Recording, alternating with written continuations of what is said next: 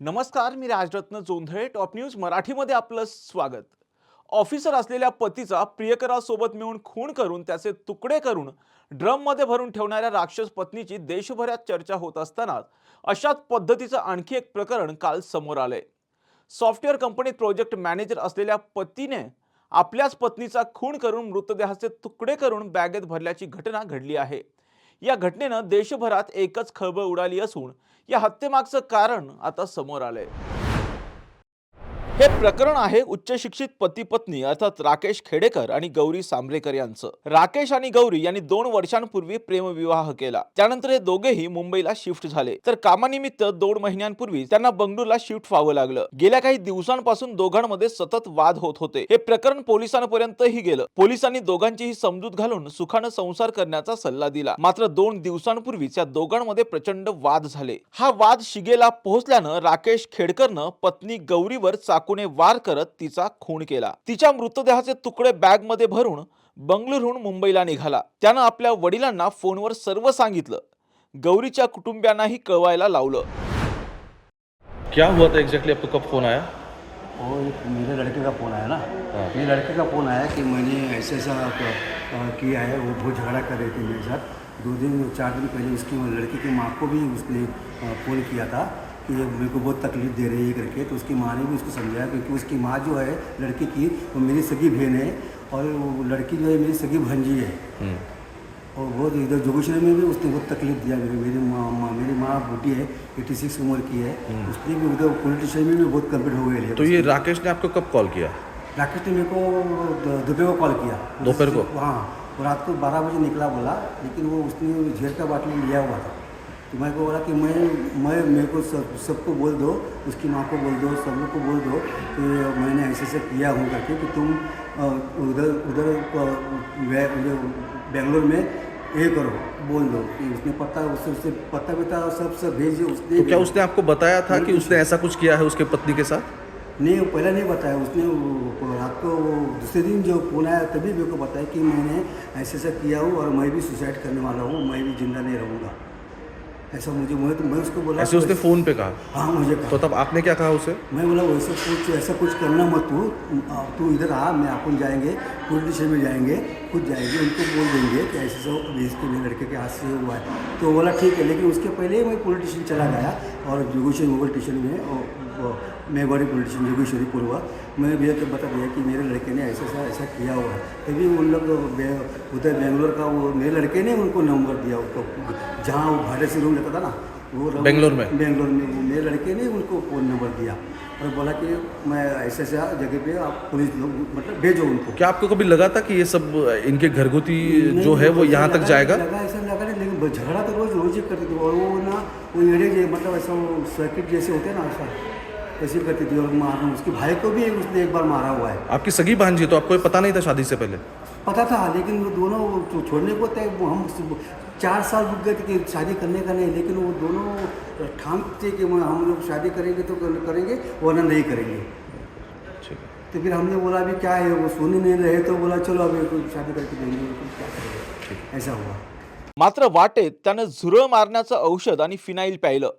काही वेळानंतर त्याला त्रास होऊ लागल्यानं शिरवळजवळ तो रस्त्यात थांबला. त्यावेळी अज्ञात व्यक्तीनं त्याला रुग्णालयात दाखल केलं. त्यावेळी तिथं उपस्थित असलेल्या पोलीस कर्मचाऱ्यांनी विचारपूस केल्यानंतर राकेश खेडकरनं गुन्ह्याची कबुली दिली आणि हे प्रकरण उघडकीस आलं. त्यानंतर त्याला तातडीनं पुण्यातील ससून रुग्णालयात उपचारासाठी दाखल करण्यात आलं. याविषयीची माहिती ससून रुग्णालयाचे डीन यांनी दिली आहे. राकेश खेडेकर म्हणून आहे. काल रात्री त्यांना पोलिसांनी अटक केलेली आहे आणि सातारा पोलिसांनी केलेलं आहे अटक त्यांना. आणि त्यांना आज सकाळी आपल्याकडं साधारणतः 8च्या आसपास आणलेलं आहे. आणि त्यांनी फिनाईल आणि अजून एक जे आपण झुरळ मारण्याचं औषध आहे ते त्यांनी केलेलं आहे असं त्यांनी माहिती दिलेली आहे. हे जे औषध आहे ते करोजिव्हमध्ये येतं आणि त्यांनी जस्ट पोलीस पकडायच्या आधी थोड्या वेळापूर्वी पिलंय आणि त्याच्या हातात काय बॉटल वगैरे होती अशी माहिती मिळते. त्यांना सध्या आपण ॲडमिट केलेलं आहे. त्यांना गिळायचा त्रास होतोय, पाणी वगैरे गिळायला त्रास होतोय. बाकी तशी प्रकृती ठीक आहे. आपण त्याची जी काही औषध पिल आहे हे करोजिव्ह आहे. त्याच्यामुळे त्याची आपण आता एंडोस्कोपी करणार आहोत. एंडोस्कोपी केल्यानंतर कुठे कुठे काही इजा झाली ते आपल्याला कळेल. किती दिवस उपचाराला ठेवणार आहे, किती दिवस ऑब्झर्वेशन? उपचार म्हणजे काय, तो स्टेबल आहे सध्या. त्याच्यामुळे त्याची एंडोस्कोपी केल्यानंतर आपल्याला कळेल की आतमध्ये अजून काही त्याला इंजुरी आहे किंवा काय आहे, आणि त्याच्यानंतर आपण पुढची दिशा ठरवू. साधारण किती दिवस सकाळी 8 वाजताच्या आसपास ऍडमिट झाला. नाही, पुण्यात नाही, साताऱ्यामध्ये ना. साताऱ्यामध्ये पकडलंय त्यांना. तर पोलिसांनी पकडण्याच्या आधीच त्यांनी घेतलेलं होतं आणि त्या बाटल्या त्यांनी पोलिसाला दाखवल्या, अशी माहिती मिळते. ज्यावेळेस तो हे पिलेला आहे त्याच्यानंतर कुठं खासगी दवाखान्यात त्याचा उपचार झाला असं देखील समजते, आणि उपचार करून त्याला ससून लागले, तर असं काय आहे का की थेट रुग्ण तुमच्याकडे आला होता? आता काल रात्री घेतलेला आहे त्यांनी, तर दुसरीकडे कुठं ना कुठं त्यांनी उपचार घेतलेलेच असावेत त्याच्या आधी. मिळालेल्या माहितीनुसार राकेश हा गौरीच्या मामाचा मुलगा. अनेक वर्षांपासून या दोघांचे प्रेमसंबंध होते. मात्र कुटुंबियांनी अनेक वर्ष या दोघांच्या लग्नाला विरोध केला. मात्र लग्न करू तर एकमेकांशीच अशी भूमिका या दोघांनीही घेतल्यानंतर 2 वर्षांपूर्वी या दोघांचा प्रेमविवाह झाला. मात्र प्रेमविवाहानंतर या दोघांमध्ये इतकं वितुष्ट का आलं, असाच प्रश्न आता उपस्थित होतोय. हे प्रकरण समोर आल्यापासून राकेशने गौरीचा इतका निर्दयी खून का केला हा प्रश्न सर्वांनाच पडला होता. त्या दृष्टिकोनातून पोलिसांचा तपासही सुरू होता. गौरी ही राकेश बरोबर वारंवार भांडायची. लग्न अगोदरही ती तशीच होती. त्यामुळेच आम्ही राकेशला तिच्याशी लग्न करू नको हे सांगत होतो, असं राकेशच्या वडिलांचं म्हणणं आहे. मात्र आता स्वतः राकेशने त्याने खून का केला याचं कारण सांगितलंय. राकेश आणि गौरीचे रात्री वाद झाले. गौरी नोकरीच्या शोधात होती. ती राकेशला पुन्हा मुंबईला जाऊया असं आग्रह करत होती. मात्र बेंगळुरूमध्ये भाड्याने घेतलेल्या फ्लॅटचं डिपॉझिट आत्ताच भरलं आहे. घर भाड्याचा खर्च आहे. त्यामुळे पुन्हा मुंबईला जायला नको असं राकेश तिला सांगत होता. मात्र ती ऐकण्याच्या मनस्थितीत नव्हती. तिने राकेशवर चाकू उगारला, त्याला मारून टाकण्याची धमकी दिली आणि त्यामुळे स्वतःला वाचवण्यासाठी रागाच्या भरात त्या चाकूनं राकेशनं गौरीला भोसकलं आणि तिच्या मृतदेहाचे तुकडे करून बॅगमध्ये भरले.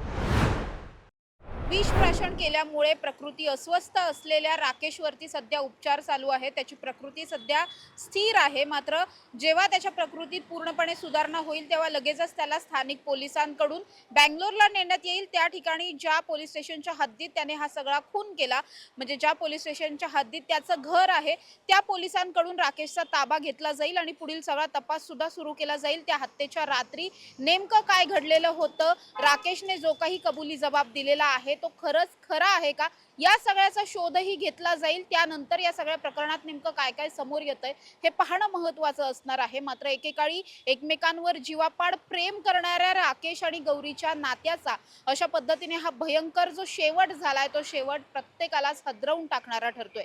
कॅमेरा पर्सन निलेश सह समृद्धी जाधव, टॉप न्यूज मराठी, पुणे.